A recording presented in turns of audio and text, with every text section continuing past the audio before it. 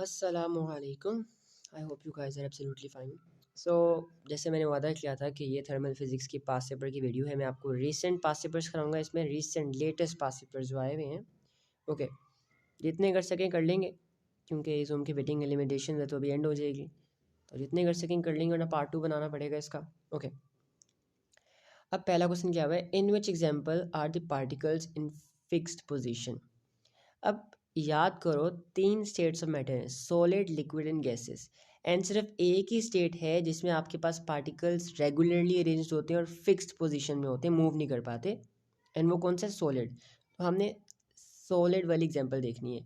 अब देखो, डी कह रहा है वाटर वेपर्स मतलब हवा, सी कह रहा है air in an air bubble, फिर से हवा, एयर में पार्टिकल्स फिक्स नहीं होते, बी में भी फिक्स नहीं होते क्योंकि मूव कर रहे होते हैं, ए में आइस जो है, क्योंकि ice is a solid, that's why ये सही आंसर है, क्योंकि सॉलिड के अंदर ही पार्टिकल्स फिक्स्ड होते हैं, they can not move, they can just vibrate. Okay, question number 2, a gas expand slowly and its temperature remains constant, what happens to the gas particles. Gas expand हुई है, सोचो ज़रा, gas expand हुई है, gas जो है expand का मतलब क्या होता है कि गैस के जो मॉलिक्यूल्स हैं उनके दरमियान जो स्पेसिंग है वो बढ़ गई है। अब उन्होंने कहा है कि टेम्परेचर कांस्टेंट है, टेम्परेचर चेंज नहीं हुआ। आ जाओ, अब वो कह रहे हैं कि भाई गैस पार्टिकल्स के साथ क्या हुआ होगा, दे मूव फर्दर अपार्ट, हाँ बिल्कुल ऐसे, ये डिस्टेंस बढ़ जाएगा उनके दरमियान और दूर दूर चले जाएंगे, and there average speed decreases. अच्छा, स्पीड डिक्रीजेज, आपको याद है मैंने करवाया था एक चीज़ कि भाई movement of particles is directly proportional to temperature. जब आप टेम्परेचर बढ़ाते हो तभी पार्टिकल्स की मूवमेंट तेज़ या कम होती है, उनके अंदर जो काइनेटिक एनर्जी होती है वो कम या ज़्यादा होती है। अगर आप टेम्परेचर के साथ छेड़खानी नहीं कर रहे ना, तो इनकी स्पीड के साथ भी कोई छेड़खानी नहीं होगी। ठीक है, तो ये तो गलत हो गया, इसमें भी इंक्रीज डिक्रीज कैरी में गलत हो गया। अब सी देखो, सी में कहा यह जा रहा है कि भाई वो दूर हो जाएंगे लेकिन एवरेज स्पीड सेम रहेगी, ये बात सही है। याद रखना है, आपके पास जो काइनेटिक एनर्जी होती है पार्टिकल्स की, ये डिपेंड करती है टेम्परेचर पे। अगर आप टेम्परेचर बढ़ाओगे वो तभी बढ़ेगी, अगर टेम्परेचर कम करोगे तभी डिक्रीज होगी वो, सही है। दे स्टेट इज सेम नहीं, डिस्टेंस सेम नहीं रहेगा ना, वो तो फिर सवाल जवाब ही गलत हो जाएगा, बिल्कुल गलत हो जाएगा। The air in each of 4 syringes, guess कर लो कि आपके पास 4 सिरिंजेज हैं इस तरह की, ठीक है, सिरिंजेज हैं, पता है ना क्या होता है, टीके जैसी होती हैं। अच्छा, अब 4 सिरिंजेज हैं एंड स्लोली कंप्रेस, हमने आहिस्ता आहिस्ता कंप्रेस किया है एयर जो उसके अंदर है ना, so that the temperature of the air states constant, ताकि जो टेम्परेचर ऑफ एयर है ना, जो एयर अंदर है उसका टेम्परेचर कांस्टेंट रहे, चेंज ना हो। The volumes before and after compression for each syringe are given, सबका वॉल्यूम बिफोर एंड सबका वॉल्यूम आफ्टर में गिवन है, कंप्रेशन के बाद एंड कंप्रेशन के पहले, ठीक है। The air in all 4 syringes is initially at the same pressure। अब देखो यहाँ पे ध्यान से, you have 4 syringes, ठीक है,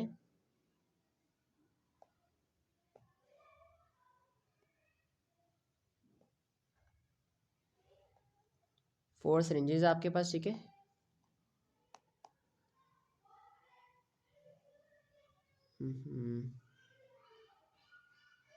कहाँ गया, हाँ ये रहा।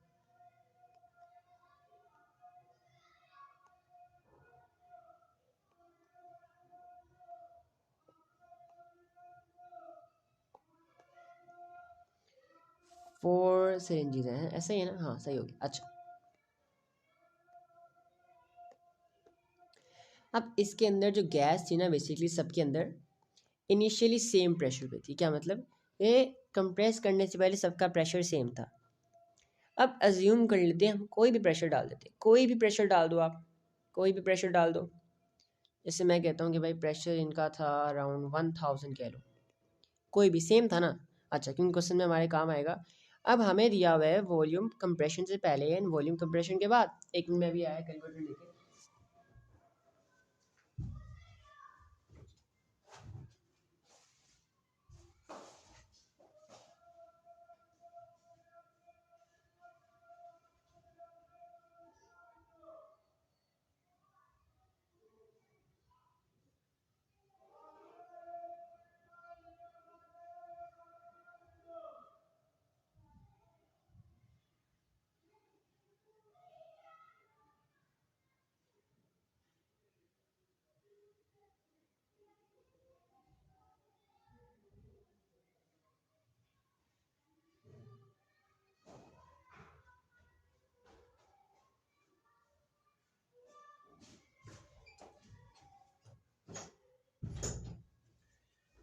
मेरी सॉरी याद नहीं रहा था लाना, ठीक है। ओके ऑलराइट, आ जाओ। अब आप सब फेमिलियर हो गए एक फॉर्मूले से, एंड उसका नाम है P1 V1 is equals to P2 V2। अब ये यहाँ पे चलेगा, ठीक है। ओके अब हमें क्या है, सबका इनिशियल प्रेशर गिवन है, ठीक है। सबका इनिशियल वॉल्यूम भी गिवन है, सबका आफ्टर वॉल्यूम भी गिवन है। ये प्रेशर हमने अज्यूम किया है, उन्होंने कहा सबका सेम है, कोई भी ले सकते हो आप। उन्होंने कहा कि सबसे स्मॉलेस्ट प्रेशर चेंज किस एग्जांपल में आया है। तो P1 V1 P2 V2 लगा के सबका फाइंड कर लो आप, जैसे मैं दिखा देता हूँ। ए का ये है आपके पास V1 और ये P1 है, तो this will be like 50 into 1000 is equals to P2 नहीं गिवन आपके पास, V2 आप कह लो 10, ठीक है। अब 10 या मल्टीप्लाई और वहाँ जाके डिवाइड हो जाएगा, ऐसा ही है ना, यहाँ जाके 10 डिवाइड हो जाएगा, डिवाइड हो जाएगा, ठीक है। अब इसी तरह आप सबके कर लो, मैं सबकी वैल्यूज निकाल के सामने लिख रहा हूँ, ठीक है। मैं सबकी वैल्यूज निकाल के सामने लिख रहा हूँ, ओके। तो पहले वाले का आपके पास अराउंड होगा 50 into 1000 divided by 10 gives me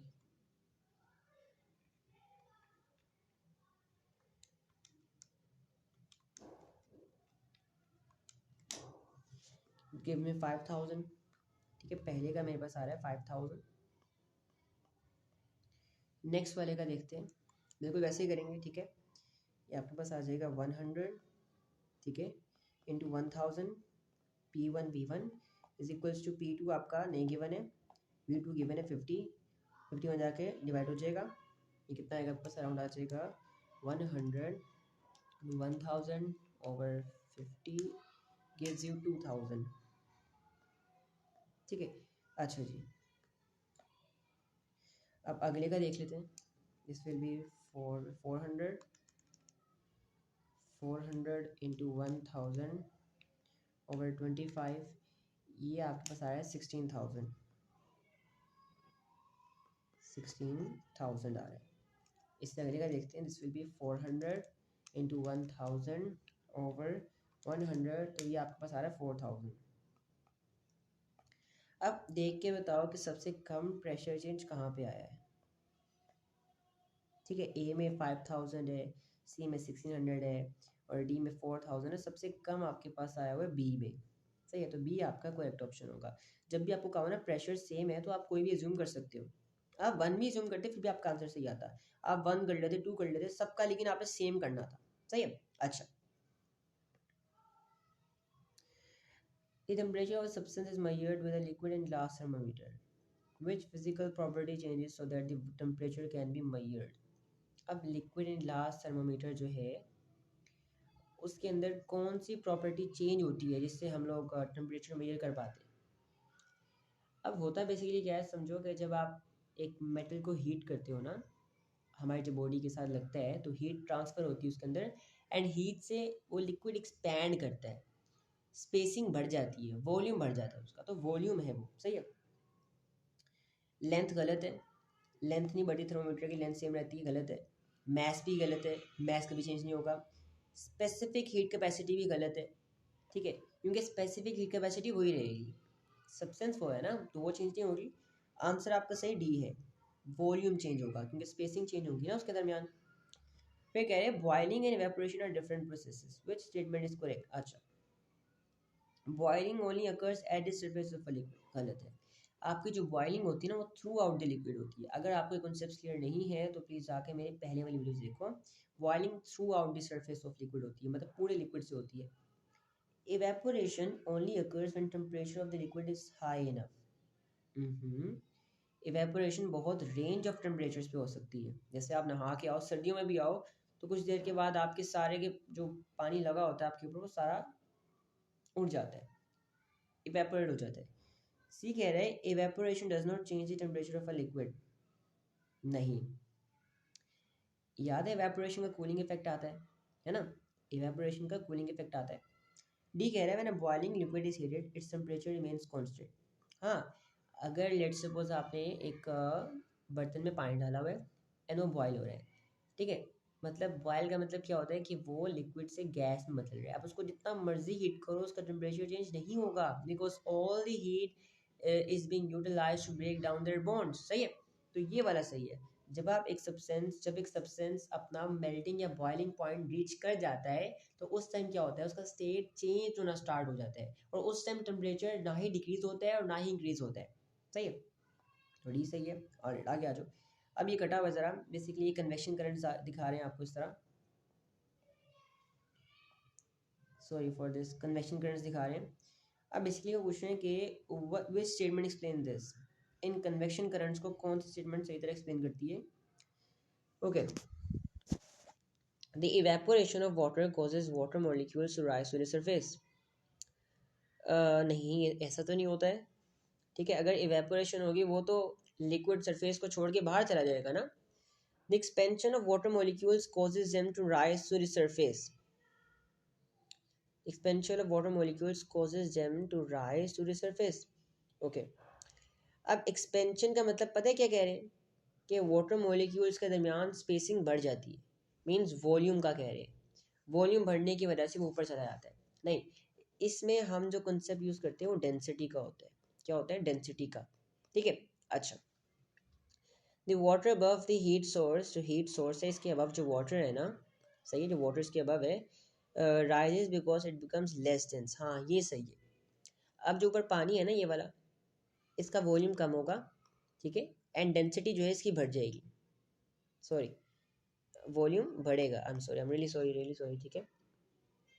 आप जब पार्टिकल्स को हीट करोगे उनके दरमियान स्पेसिंग बढ़ जाएगी एंड उसकी वजह से इनका वॉल्यूम बढ़ जाएगा, एंड जब वॉल्यूम बढ़ेगा डेंसिटी कम हो जाएगी। अब जो पानी यहाँ पे होगा इसकी डेंसिटी कम हो जाएगी एज़ कम्पेयर टू ऊपर वाले के निस्बत, तो ऊपर वाला पानी नीचे आ जाएगा एंड नीचे वाला पानी ऊपर चला जाएगा। तो ये वाला स्टेटमेंट बिल्कुल सही बता रहा है। सही है, अच्छा, हम इधर डेंसिटी का कॉन्सेप्ट यूज़ करते हैं। Okay, a hot metal is supplied in a container, ठीक है, ओके सॉरी, मील, खाना है, गरम गरम खाना है, is supplied in a container made of shiny metal foil.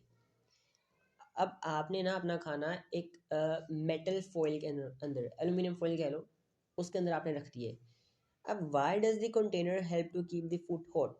अब जो कंटेनर है जो शाइनी मटेरियल से बना हुआ है वो खाने को गर्म रखने में कैसे मदद करेगा। अब याद है, पढ़ा था effects of colours on emitting and absorbing of radiation. सही है, तो वो कॉन्सेप्ट यूज होगा। आपको याद होगा मैंने आप लोगों को बताया था कि जो शाइनी सरफेसेस होती हैं ना, they are very bad emitter. मतलब क्या है कि रेडिएशन जो है ना वो मोस्टली रिफ्लेक्ट हो जाती हैं, बहुत कम होती हैं जो उसको पार कर पाती हैं शाइनी मटेरियल को। दैट्स वाई बहुत बुरे एमिटर होते हैं। एमिटर का मतलब है रिलीज कर देना उसके अंदर से, ठीक है, तो बहुत बुरे एमिटर होते हैं। Container traps air which increase convection. नहीं, एयर कन्वेक्शन का तो चक्कर ही नहीं ना है, कन्वेक्शन तो आपके पास लिक्विड्स में होता है ना। इस पुअर थर्मल कंडक्टर। अब एल्यूमिनियम फॉइल जो फॉइल है वो मेटल की है, बैड कंडक्टर तो नहीं हो सकता ना वो, metals are good conductor. Shiny metal foil is a good absorber of infrared radiations.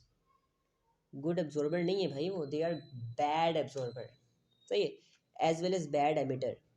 अगर ये आपको समझ नहीं आ रही तो आप वीडियो देखो जाके, बहुत बैड एमिटर्स होते हैं। इसका मतलब ये है कि भाई ये इसके अंदर जो हीट आ जाती है ना, रेडिएशन जो होती हैं इसके अंदर से एमिट नहीं हो पाती हैं, मोस्टली रिफ्लेक्ट हो जाती हैं शाइनी सरफेस से, बहुत कम बाहर जाती हैं। आगे आ जाओ। अब ये थोड़ा बहुत क्वेश्चन केमिस्ट्री जैसा है लेकिन फिजिक्स ही है, ये बताता हूँ कैसे। A transparent box has a dividing wall inside in its middle. कि भाई आपके पास यहाँ पे एक डिवाइडिंग वॉल है, ठीक है, it contains two different gases. यहाँ पे दो डिफरेंट गैसेज हैं जिसको इसने डिवाइड किया हुआ है, one in each half as shown. यहाँ पे एक डिफरेंट काइंड ऑफ गैस है, यहाँ पे एक डिफरेंट काइंड ऑफ गैस है, इन दोनों को डिवाइड किया हुआ है एक डिवाइडिंग वॉल से। अब इस वॉल को आपने रिमूव कर दिया है और इसको थोड़ी देर के लिए आपने रखा हुआ है। ये कलरलेस गैस है, ये ब्राउन गैस है। The gas does not react, reaction नहीं कोई हुआ। What is seen in the box, ये फिजिक्स है भाई। आपको याद होगा मैंने पढ़ाया था ब्राउनियन मोशन।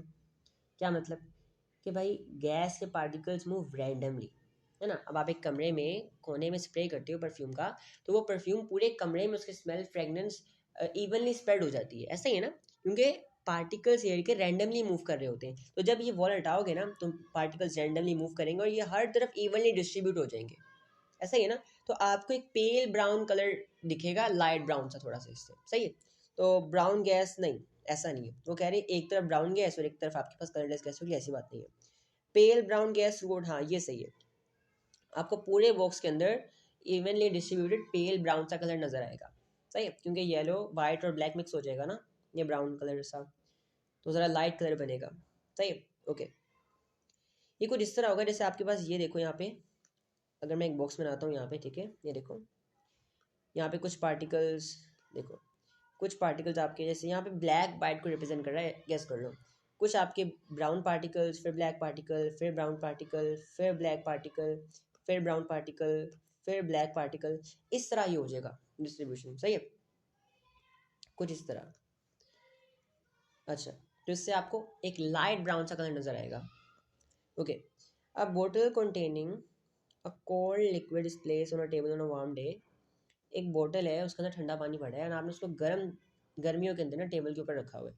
अब drops of water from on outside of the बोतल, अब ठंडी कोको कोला की बोतल लाते हो, पानी की बोतल लाते हो, उसको बाहर रखते हो ना, ठंडी बोतल को गर्मियों में, तो होता है क्या है कि इसके आसपास आउटर में ना पानी की ड्रॉपलेट्स बन जाती हैं। अब वो कहाँ से आती हैं, गीली हो जाती है ना बोतल, तो जो सराउंडिंग्स में वेपर्स होते हैं ना, वो कंडेंस होके उस ठंडे पानी की वजह से, ठंडक की वजह से, जो पार्टिकल्स करीब आते हैं ना, वो क्या करते हैं, ठंडक लेते हैं उस पानी से एंड कंडेंस हो जाते हैं, वाटर वेपर से लिक्विड फॉर्म में आ जाते हैं, वाटर वेपर से लिक्विड फॉर्म में आ जाते हैं, सही।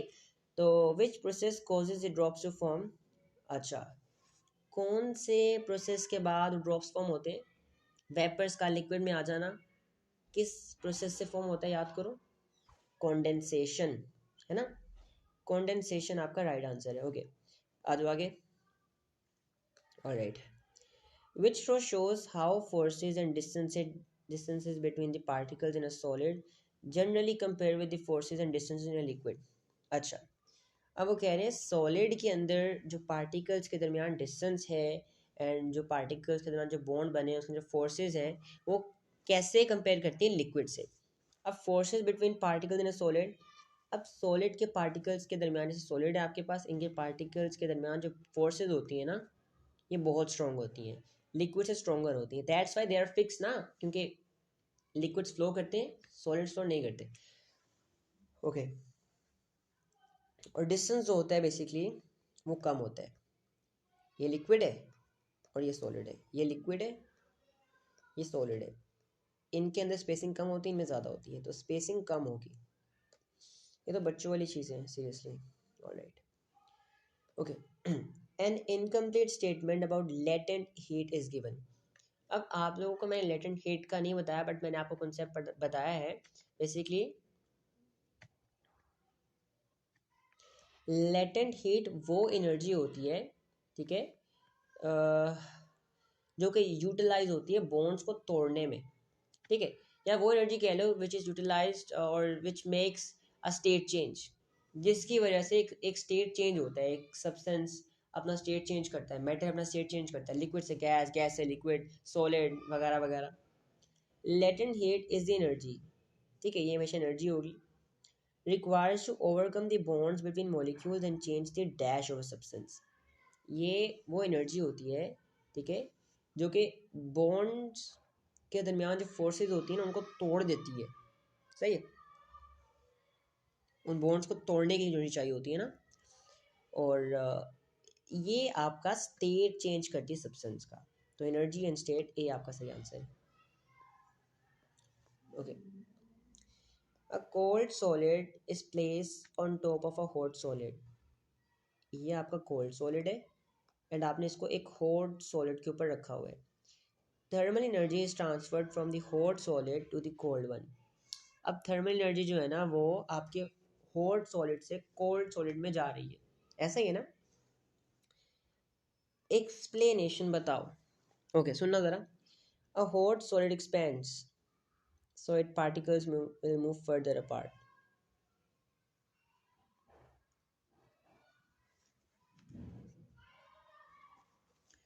मुझे एक बात बताओ, आपको याद है मैंने करवाया था कि हीट जो है, जो थर्मल एनर्जी है हमेशा गर्म चीज़ से ठंडी चीज़ में जाती है ना। तो जब आप ऊपर रखोगे ठंडे सब्सटेंस को, नीचे गर्म सब्सटेंस होगा, तो हीट तो ठंडी जगह से गर्म जगह पे जाएगी, है ना। तो जो गर्म सब्सटेंस होगा वो अपनी एनर्जी लॉस करेगा, ठीक है। तो वो एक्सपैंड क्यों होगा फिर, है ना, वो एक्सपैंड क्यों होगा, उसे तो कॉन्ट्रैक्ट होना चाहिए। तो ये गलत है,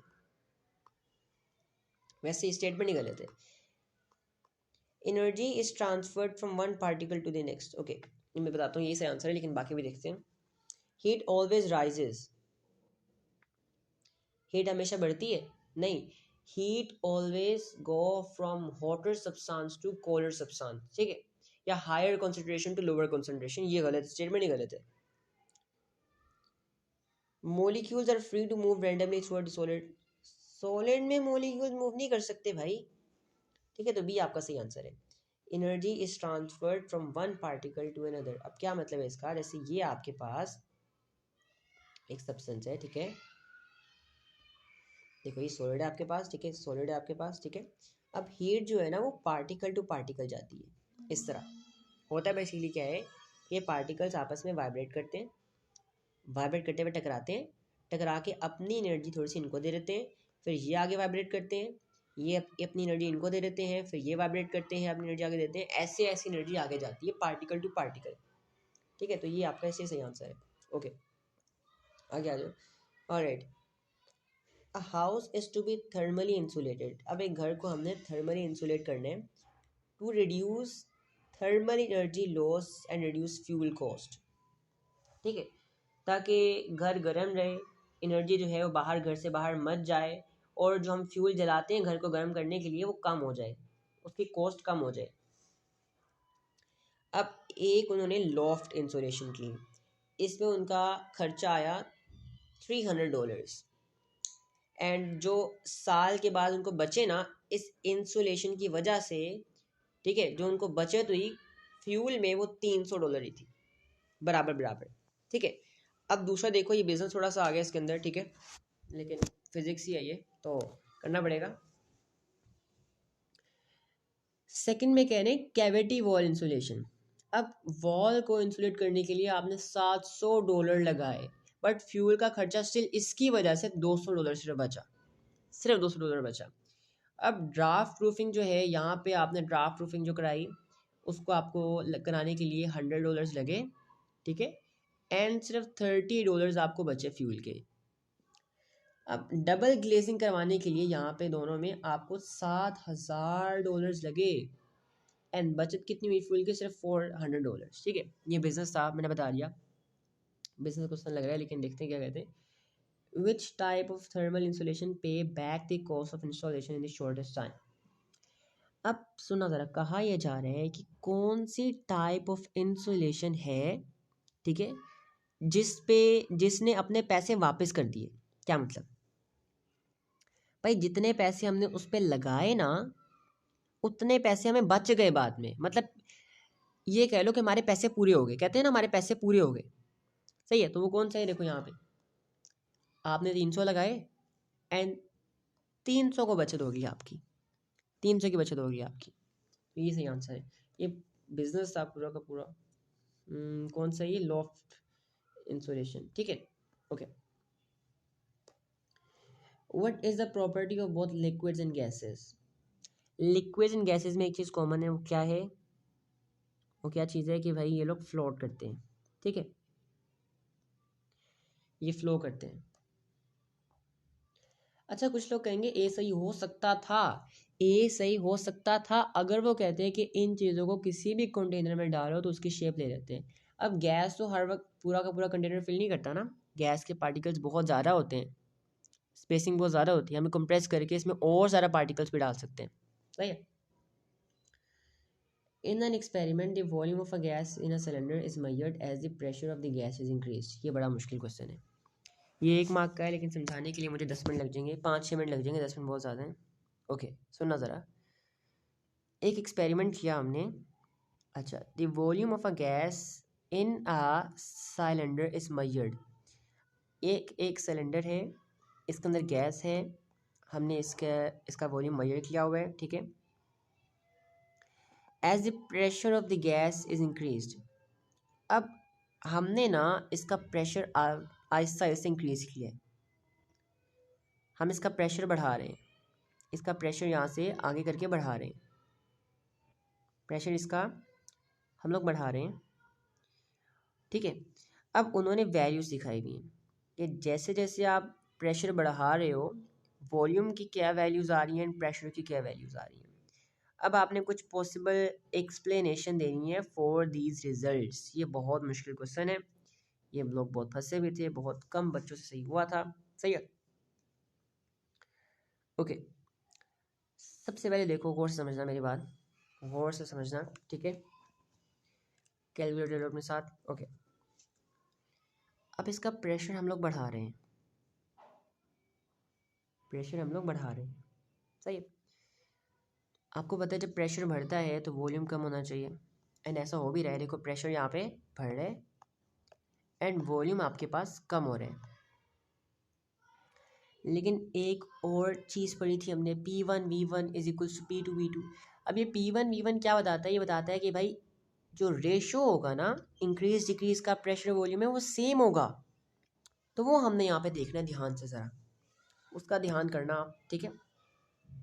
ये आपका P1V1 है, ठीक है। P1V1 क्या है आपके पास, यहाँ पे P1V1 क्या है, P1 आपके पास 1,555 1 2 1 2 3 4 5, ठीक है, इंटू 20 मल्टीप्लाई माइनस ये होगा आपके पास हो जाएगा अराउंड 0.0002, ठीक है। देखो यहाँ ध्यान से, ओके।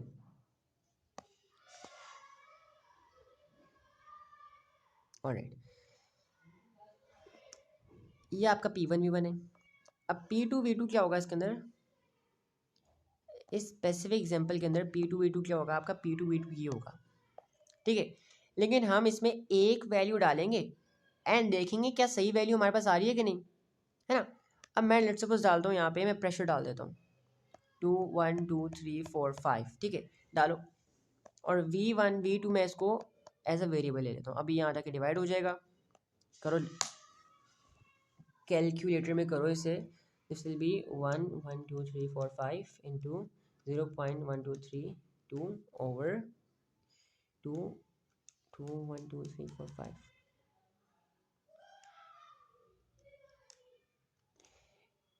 ये आपके पास आ रहा है 10⁻⁻5, बिल्कुल सही आंसर आ रहा है, परफेक्ट आंसर आ रहा है। एक मिनट देना मुझे, ओके, परफेक्ट आंसर आ रहा है, मतलब यहाँ तक बिल्कुल सही है। अब आगे आ जाओ, अब देखो इस स्पेसिफिक एग्जांपल में, इस एग्जांपल में आपका P1V1 ये है और P2V2 ये है। अब देखना है कि यहाँ पे भी सेम रेशो से हुआ है, आ जाओ।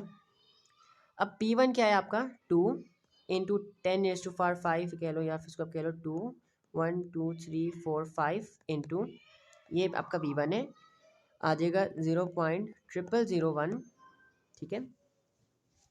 अच्छा, इंटू अब मैं वॉल्यूम ले लेता हूँ या दोबारा मैं प्रेशर ले लेता हूँ, ये हो जाएगा 3 इंटू 1 2 3 4 5, और ये आपका V1 मैं ले लेता हूँ, V2 ले लेता हूँ वेरिएबल। अब ये यहाँ जाके डिवाइड होगा, अब इसकी वैल्यू देखते हैं क्या आती है, okay. This will be around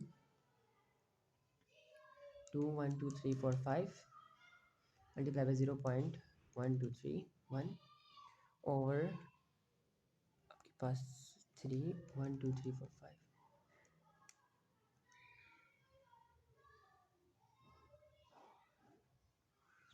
अब मेरी बात ध्यान से सुनना, ये देखो ये वॉल्यूम होना चाहिए था 6.6 इंटू 10⁻⁻5, देख रहे हो। अब यहाँ पे रेशो फॉलो नहीं हो रहा है, यहाँ पे रेशो फॉलो नहीं हो रहा है, जो वॉल्यूम आपका होना चाहिए था आपका वॉल्यूम उससे कम है, इसका मतलब ये कहीं से लीकेज हुई है। अब क्वेश्चन पढ़ना ज़रा, after the pressure is double gas starts leaking into the cylinder. अब प्रेशर जैसे डबल हुआ ना, इसके बाद से गैस लीक होना स्टार्ट होगी क्योंकि वॉल्यूम जो होना चाहिए था उससे कम है। ऐसा ही है ना, लेकिन ये गलत है क्योंकि जो आपकी गैस है सिलेंडर के बाहर लीक होगी ना। देखो, after the pressure is double gas starts leaking out of the cylinder. अब गैस जो है वो बाहर जाना शुरू हो गई, बाहर जाना शुरू हो गई। सही है, समझो ज़रा, यहाँ पे आपका वो रेशो फॉलो नहीं हो रहा है।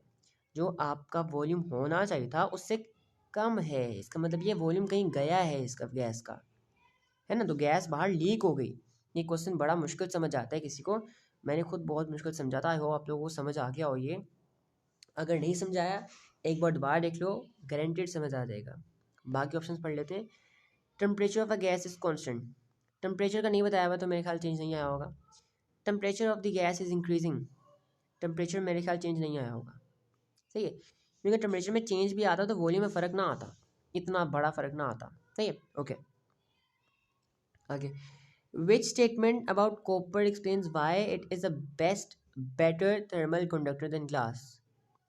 ओके, अब कॉपर ग्लास से बेटर थर्मल कंडक्टर क्यों है? सोचो, दे बोथ आर सॉलिड्स। अब दोनों में एक तरीका कॉमन है, वो वाइब्रेशन ऑफ पार्टिकल्स है जिससे हीट ट्रांसफ़र होती है। लेकिन कॉपर के अंदर एक एडिशनल तरीका है, क्योंकि वो मेटल है ना, तो उसके अंदर दो तरीके हैं। एक तो वाइब्रेशन ऑफ पार्टिकल्स है, सही है, लेकिन एक मूवमेंट्स ऑफ फ्री इलेक्ट्रॉन है जो ग्लास में नहीं है। ठीक है, there are free electrons in copper. सही है, डेंसिटी का कोई लेना नहीं है। ठीक है, और ये भी गलत है, ये भी गलत है। सही है, अच्छा। Which statement describes the transfer of thermal energy in a liquid by convection?